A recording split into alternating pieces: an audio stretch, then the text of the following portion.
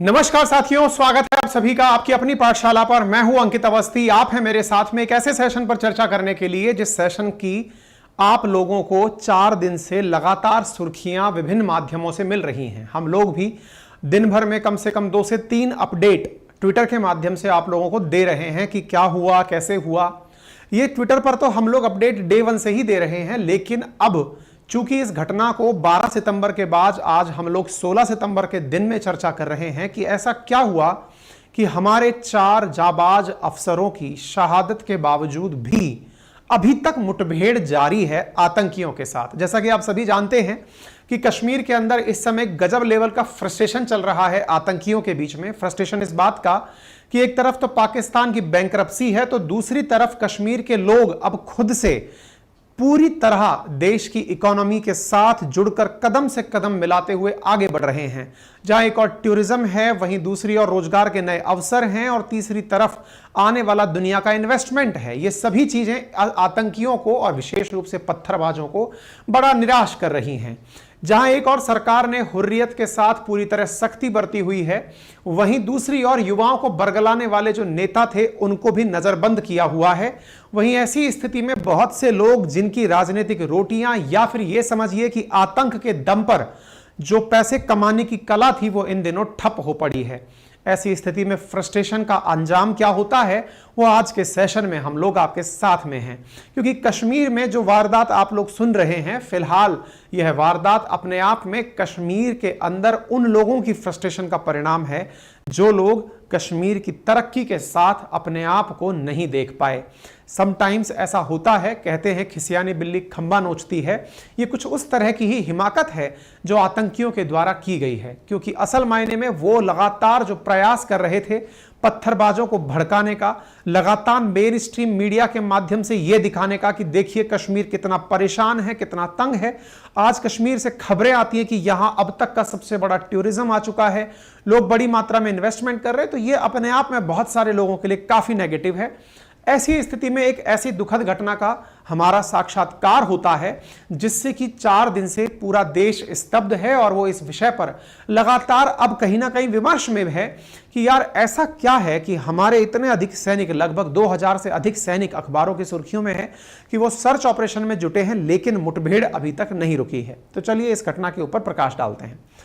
आपके सामने कुछ तस्वीरें हैं, शुरुआत उनसे जिन्होंने हमारे देश के लिए अपने प्राणों की बलि दे दी। देखिए, वास्तविकता यह है कि आज के जीवन में कोई व्यक्ति अपनी जेब से निकालकर मददगार को पैसे ना दे, लेकिन ये वो जाबाज अधिकारी, सिपाही हैं जिन्होंने देश के लिए अपने प्राणों की बलि हंसते हंसते दे दी।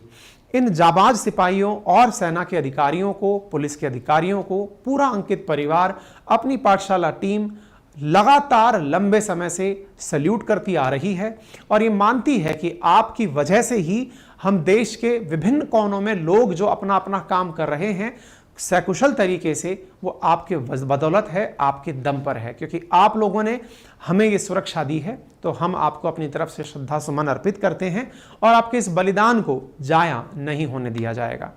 साथियों, कुछ तस्वीरें हैं जो दर्शाती हैं कि कैसे एक पूरा परिवार किस प्रकार से अपने जब बच्चे को सेना के अंदर भेजता है और भेजने के बाद जब अपने बच्चे को वो पूरी तरह देश के लिए समर्पित कर देता है, तो संभवतया कुछ ऐसी ही तस्वीरें निकल कर आती हैं। आप हैं शहीद कर्नल मनप्रीत सिंह के बेटे, जिन्हें आप यहाँ पर अपने पिताजी को सलाम करते हुए देख रहे हैं, पार्थिव देह को सलाम करते हुए देख रहे हैं। आप इस तस्वीर को देख करके मन में कई तरह के पिक्चर्स पाल सकते हैं।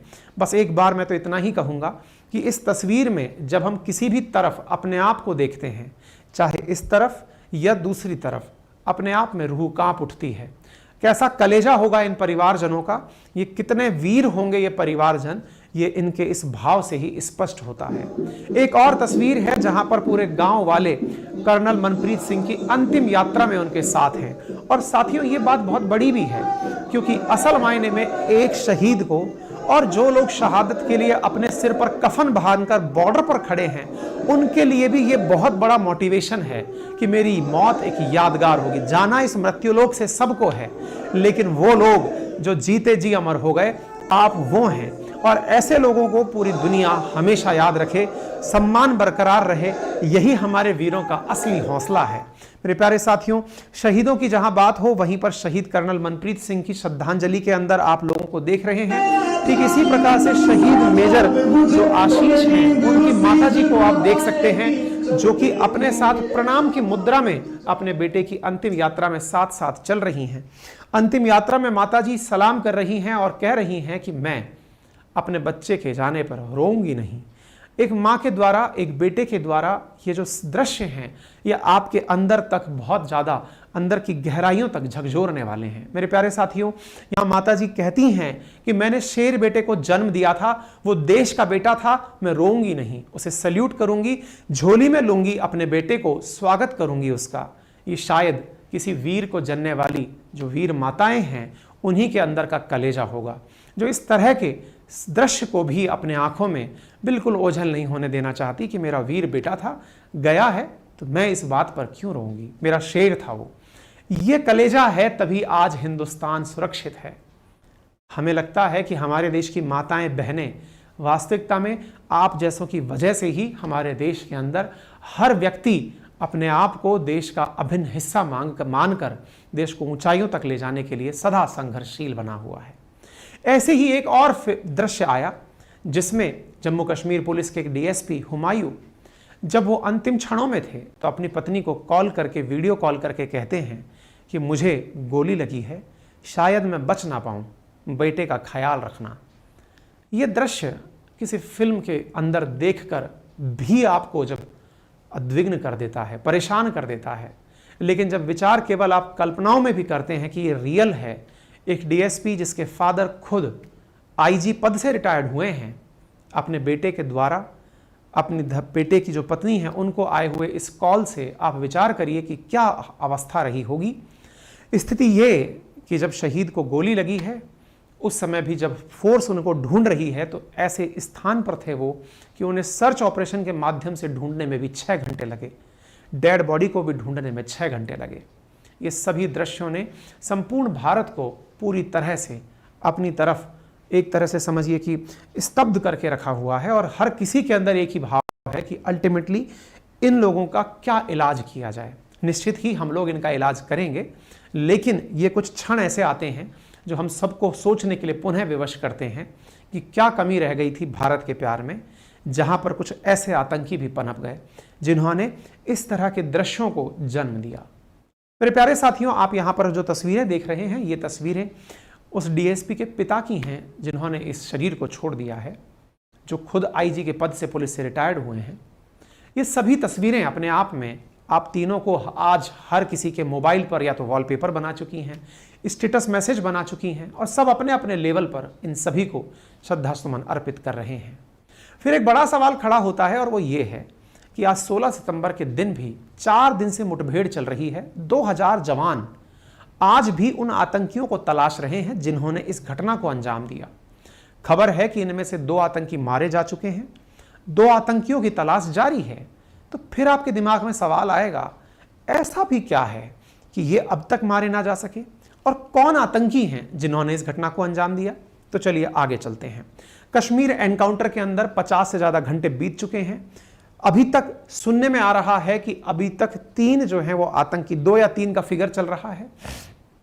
और ऐसी स्थिति में जब ये तलाश की जाती है कि जब 2 मुठभेड़ों में 3 अफसर और 2 जवान शहीद हो चुके हैं, तो ऐसी स्थिति में क्यों इतनी देरी हो रही है? तो चलिए मैं आपको थोड़ा मैप के माध्यम से बताने का प्रयास करता हूं कि ये घटना कहां की है, और जब इस घटना की हम बात करते हैं तो इस घटना के साथ अपने आप को संबद्ध करते हैं। इधर देखिए आप जम्मू कश्मीर का मैप देख रहे हैं। यहां पर कश्मीर में अगर आप देखें तो आपको श्रीनगर के साथ में लगा हुआ ये जो पुलवामा, शोपिया, कुलगाम और अनंतनाग, ये जिले दिखाई देते हैं। ये श्रीनगर के साथ लगे हुए अनंतनाग जगह आपको दिखाई देते हैं, जो अनंतनाग लोकसभा कॉन्स्टिट्यूएंसी से आते हैं। घटना इसी जगह की है, अनंतनाग की घटना है। अनंतनाग को अगर आप ध्यान से देखें तो यहां पर झेलम नदी का भी प्रवाह दिखाया गया है। अब जब आप इसको देखते हैं तो यहाँ की खूबसूरत वादियां एक बार के लिए ही आपका मन मोह लेती हैं कि कितना खूबसूरत दृश्य है यहाँ। लेकिन यही दृश्य आतंकियों के लिए पनाहगार बना हुआ है। आप जब इन ऊंचे ऊंचे पहाड़ों को देखते हैं और इन पर लगे हुए इन लंबे लंबे पौधों को, पेड़ों को देखते हैं, तो इससे आपको यह समझना आसान हो जाता होगा कि इन गहराइयों में अगर इन पौधों की आड़ में अगर कोई व्यक्ति छिपा हो तो उसको सर्च करने के लिए संभवतया ऊपर से भेजा गया ड्रोन, क्योंकि पेड़ इतने सघन हैं, पेड़ों के बीच में ऐसी घाटियां हैं, इस प्रकार के स्थान हैं कि ढूंढना बहुत मुश्किल हो जाता है। आप पेड़ों की सघनता को देखकर अंदाजा लगा सकते हैं कि आतंकी इन पेड़ों के पीछे कहां छिपकर बैठे होंगे। यह अपने आप में एक बड़ा टास्क है। आप देख सकते हैं किस तरह से नदी बहते हुए इस स्वर्ग में से निकल रही है, लेकिन कुछ आतंकियों ने इस रेस्क्यू ऑपरेशन को तंग कर दिया है। आप देखिए किस प्रकार से यहां के स्थान है, यहां पर जिन आतंकियों की तलाश जारी है, इस तरह के कठिन और दुर्गम मार्ग से होकर के उनकी तलाश की जा रही है। साथियों, यहां पर सिपाही, सैनिक, पुलिस और सब फोर्सेस अपने अपने लेवल पर इन जगहों की तलाश कर रहे हैं। इन गहरे स्थानों पर लगातार सर्च जारी है। अब आपके दिमाग में एक सवाल बनेगा कि अल्टीमेटली यह घटना शुरू कैसे हुई, कहां से यह घटना शुरू हुई, कैसे हुई, तो यह बताइए। ठीक है, तो असल मायने में घटना कुछ उस समय की है जब 12 सितंबर 2023 की सुबह का वक्त था। उस समय खुफिया एजेंसी के कानों में एक खबर सुनाई दी। खबर थी एक मुखबिर के द्वारा। देखिए क्या होता है ना कि जितने भी बड़े ऑपरेशंस होते हैं उसमें पुलिस के द्वारा या सेना के द्वारा अपने लेवल पर कुछ मुखबिर छोड़े जाते हैं जो कि सूचना देते हैं कि सर इस जगह आतंकी छिपे हुए हैं। कुछ लोकल होते हैं, हैंडलर्स होते हैं, उनसे बात की जाती है। एक मुखबिर ने सूचना दी। मुखबिर ने सबसे पहले सूचना पुलिस को दी कि साहब इस जगह इस गांव में आतंकी छुपे हुए हैं। लेकिन यह मुखबिर डबल क्रॉस कर रहा था, डबल एजेंट था। डबल एजेंट मतलब ये पुलिस वालों के सामने तो पुलिस का हमदर्द था और आतंकियों के सामने आतंकियों का हमदर्द था। यानी पुलिस के लिए काम करते करते ये आतंकियों के लिए भी काम कर रहा था। एक तरह से ये डबल क्रॉस करके एक तरह से समझिए कि बिक चुका हुआ मुखबिर था। इसने जम्मू कश्मीर पुलिस को यह खबर दी कि जंगल में एकदम सटीक लोकेशन बताते हुए कि यहां पर लश्कर-ए-तौयबा के 2 आतंकवादी छिपे हुए हैं। यह खबर जैसे ही 29 साल के जाबाज ऑफिसर हुमायूं को सुनाई दी तो हुमायूं भट्ट तुरंत एक्शन में आ गए। उन्होंने, चूंकि अल्टीमेटली जब पुलिस को यह खबर मिली है तो पुलिस इस काम को अंजाम देने से पहले 19 राष्ट्रीय राइफल्स के कर्नल्स जो सीओ थे उनको इन्फॉर्म करते हैं कि सर एक जॉइंट ऑपरेशन करना है। सेना और पुलिस मिलकर के एक जॉइंट ऑपरेशन प्लान करती है कि सर एक जॉइंट ऑपरेशन करना है। कहीं से मुखबिरी मिली है कि वहां 2 आतंकी छुपे हुए हैं। कर्नल साहब तुरंत मेजर साहब से बोलते हैं, आशीष जी से, कि चलिए कुछ जवानों की टुकड़ी लेकर के अपन इस ऑपरेशन को अंजाम देने चलते हैं।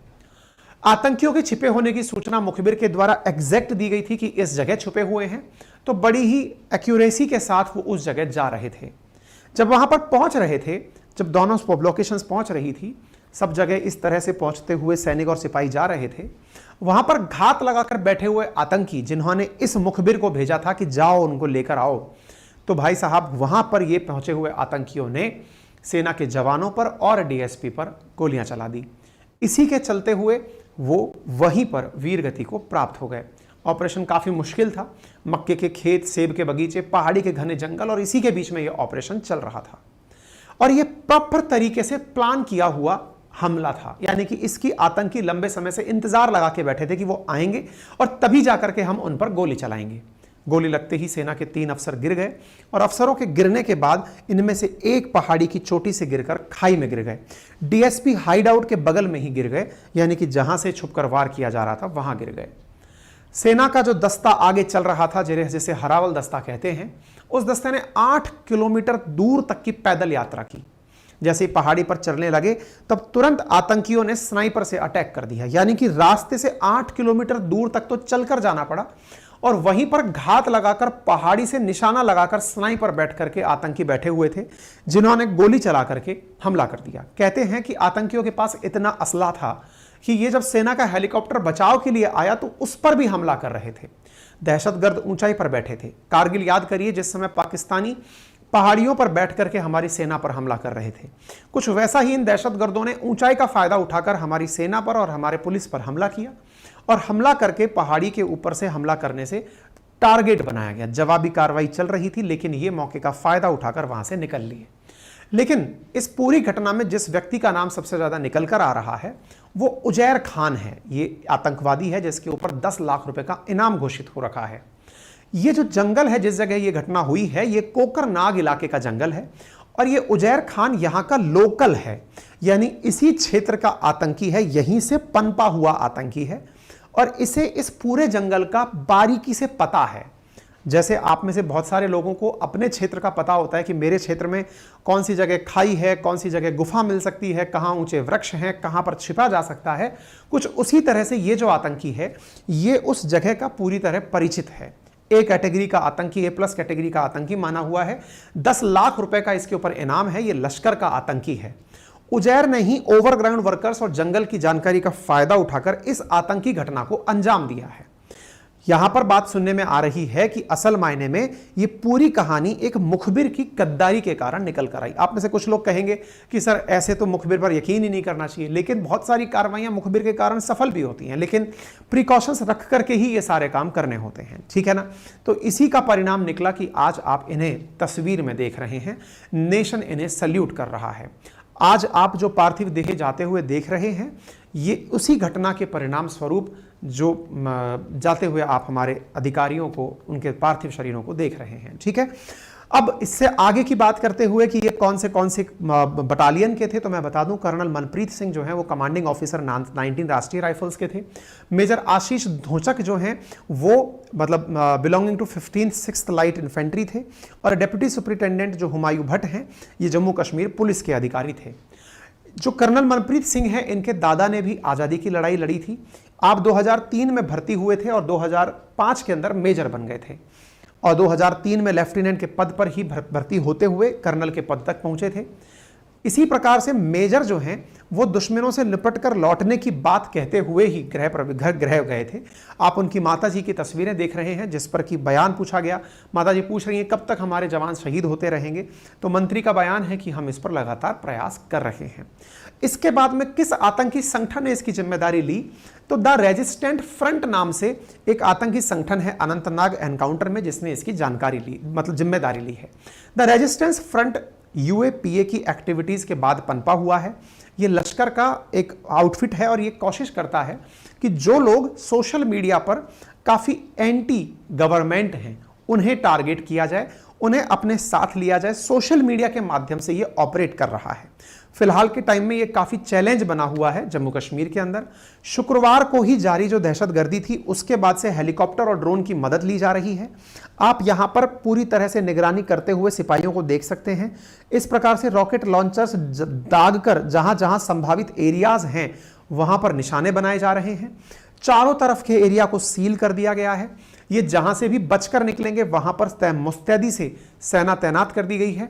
पूरी जगह इस प्रकार से प्रॉपर तरीके से मॉनिटरिंग चल रही है और मॉनिटरिंग के माध्यम से उनकी लोकेशंस का पता लगाया जा रहा है। जम्मू कश्मीर पुलिस का कहना है कि अब तक 2 आतंकी मारे जा चुके हैं। ये खबरें आप देख रहे हैं। इसके साथ साथ अनंतनाग एनकाउंटर के अंदर 2000 ऑपरेशन सर्च ऑपरेशन में इन्वॉल्व हैं और आतंकियों की तलाश के लिए ड्रोन का भी उपयोग किया जा रहा है। इसी प्रकार से बड़ी मात्रा में क्वाडकॉप्टर, बड़े हथियार और जासूसी कुत्तों की भी मदद ली जा रही है ताकि इन क्षेत्रों के अंदर छुपे हुए आतंकियों की पहचान की जा सके। देखिए, कुल मिलाकर के ये जो भी घटना हुई है, इस घटना के पीछे एक और घटना जिम्मेदार है और वो क्या है? अब तक 26 आतंकी इस साल मारे जा चुके हैं। ये एक फ्रस्ट्रेशन होता है कि यार अंत में इन लोगों ने हमें मार ही देना है। अब छुपने के लिए, क्योंकि जहां जाते वहां पर कोई हमारा पनाहगार तो है नहीं, तो ये फ्रस्ट्रेशन में चलते चलते कि चलो कुछ नुकसान कर ही चलते